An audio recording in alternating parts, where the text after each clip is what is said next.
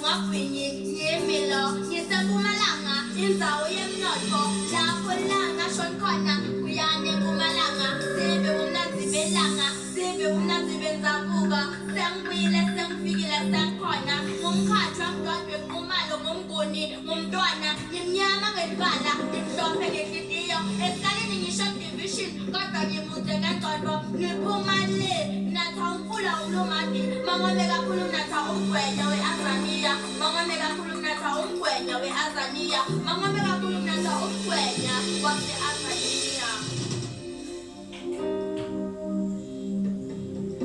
Oh hey sangonani. Oh hey sangonani emakhaya. Hey sangonani. Sangonani. Sangonani. Oh hey sangonani. Sangonani. Oh hey sangonani emakhaya. Oh sangonani. Sangonani. Shalom. Shalom. Shalom. Shalom. Oh, shalom. Shalom. Mina nguNomvula Twice, umsebenzi wase-University of Mpumalanga. Ndingubani? NginguMamSimanga Thabizolo uNonkosi uMthwa ozalwa nguMandaba uChibasa uBhadela, umzukulwana woDlamini Amasisi, umzukulwana woNdlangisa oQaqana oThole. Sanibona basebenzi nani bafundi e-University yaseMpumalanga. As we celebrate Africa Day with a difference because of COVID-19, the disease that has made us so scared. We hope you remember our style of celebrating Africa Day. You remember those poems, the poetry, traditional music, drama, traditional dances, and traditional food. Oh yes, traditional food. Africa siyazidla ngawe ngoba you are Africa infinite. You are Africa indestructible. Did not your dark veins nourish the hungry earth? Did not your tears quench the thirst of rivers? Africa infinite, Africa indestructible. Africa rise, Africa rise. Oh, I'm wearing isiXhosa mixed with isiMpondo ngapha e-Eastern Cape. Ndibakhumbule namhlanje. Ndabanxilela isinxibo sabo. Namhlanje as we celebrate sithi halala UMP, sithi halala. Ngoqosha into yomntwana ngale mini Africa Day, amaXhosa nawo akhona aphakathi celebrate Africa Day. Halala Africa, halala.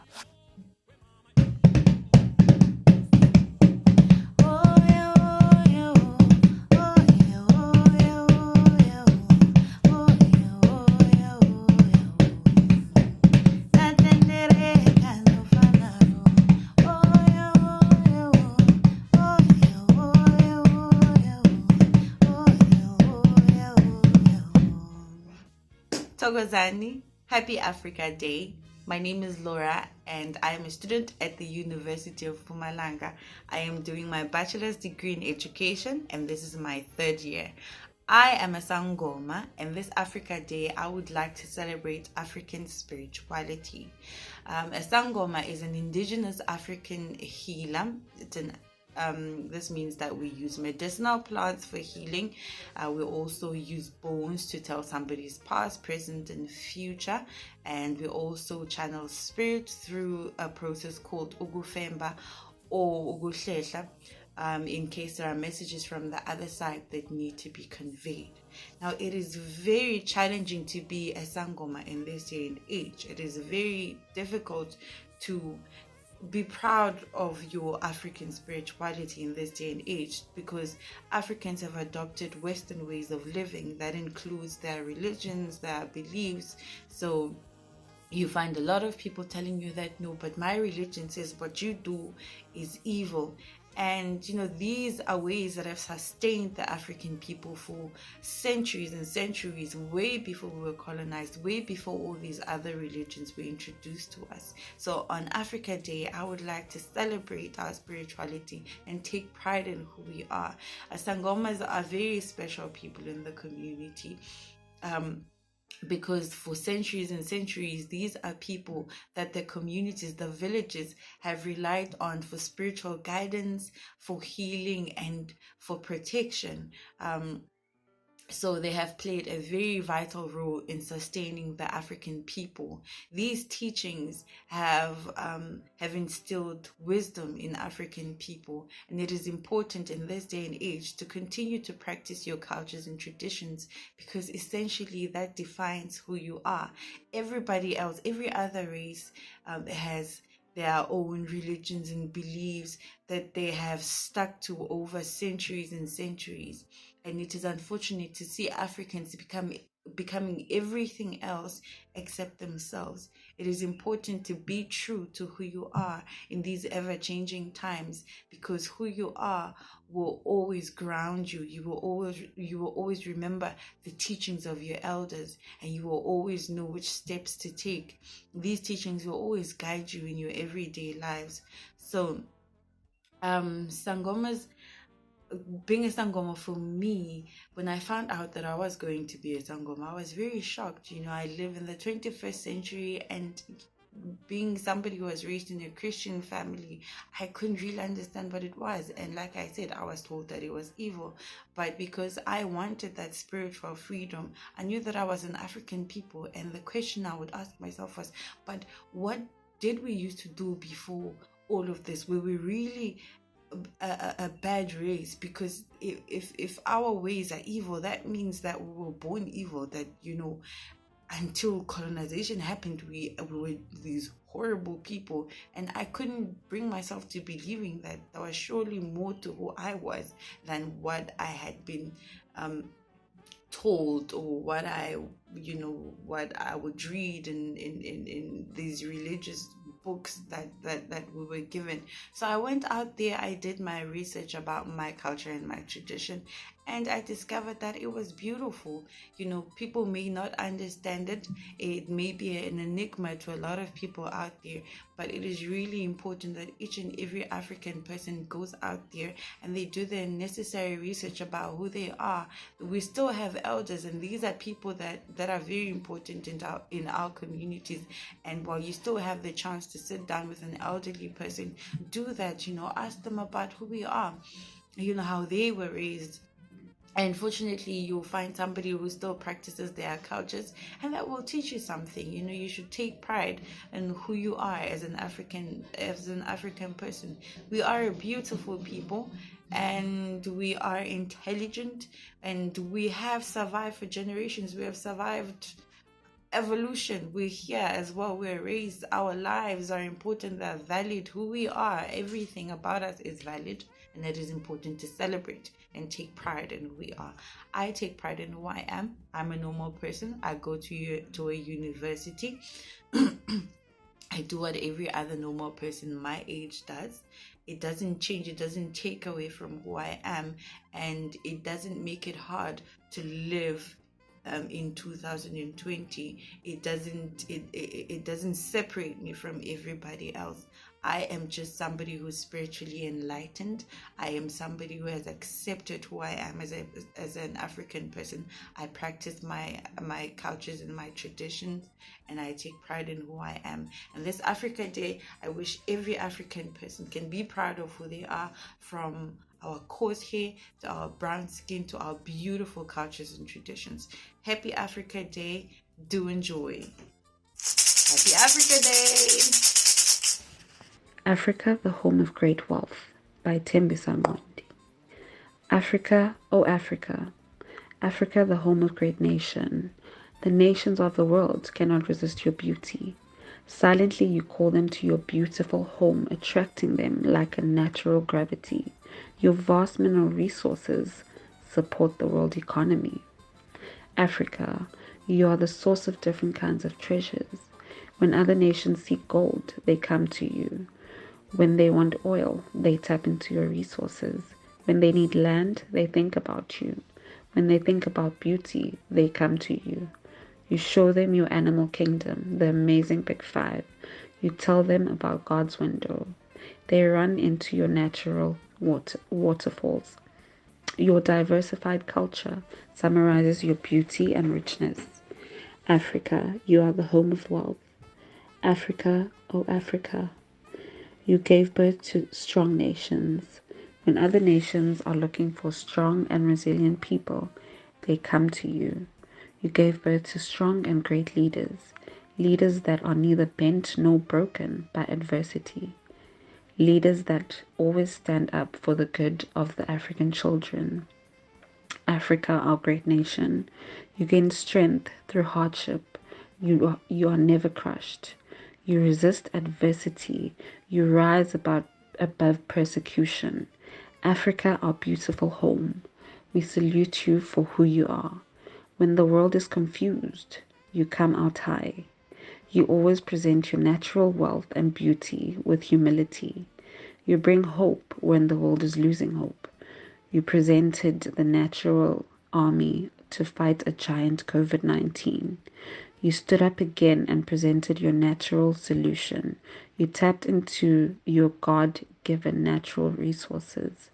You reminded other nations that Africa is rich in natural resources. You said in Africa, we have a herb. Some call it umhlonyan, some lengana, some zungana. The Western nations call it Artemisia afra. Africa, you are indeed the home of wealth. You were born to be natural. Rise and maintain your purpose. Continue providing your simple and natural wisdom. Africa, unite and perceive your natural wealth. This is your God-given gift. Rise, Africa, rise. The poem was read by Litemba Ngondi.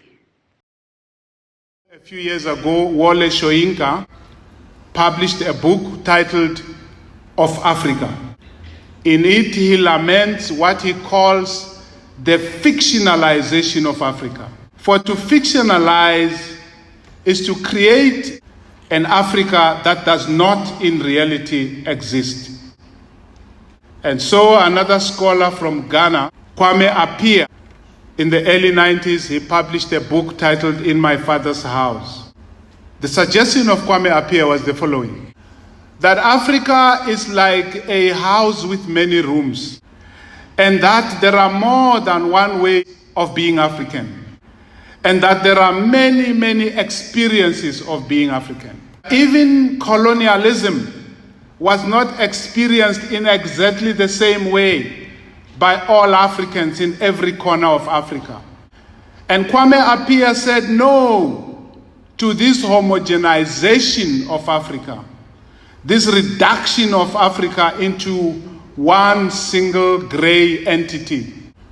For his part, Soyinka argues that when people say the dark continent, referring to Africa, he says when they say that, it's not really a reflection on Africa. Rather, the darkness that was so readily attributed to the dark continent, says Soyinka, may yet prove to be nothing but the willful cataract in the eye of the beholder.